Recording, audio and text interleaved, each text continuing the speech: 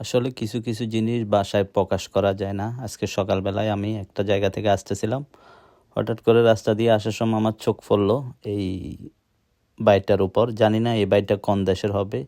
Bangladesh, Sri Lanka, Pakistan, India, এই 4 দেশের যে কোনো এক দেশেরই হবে। কারণ সৌদি আরবেতে ইলেকট্রিশিয়ান যারা মানে সৌদি কোম্পানি মানে সৌদি আরবের কারেন্টের কাজ করে থাকে, তারা সাধারণত এই দেশগুলারই হয়।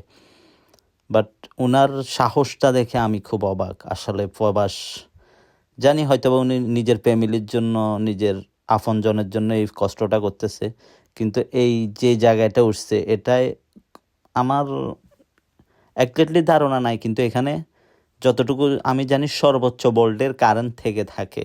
আমি বলতেছি না যে এত ভোল্ট, কারণ যেটা আমি জানি না সেটা বলবো না। কিন্তু আসলেই হায়রে প্রবাস, প্রবাসে কত কষ্ট করতেছে।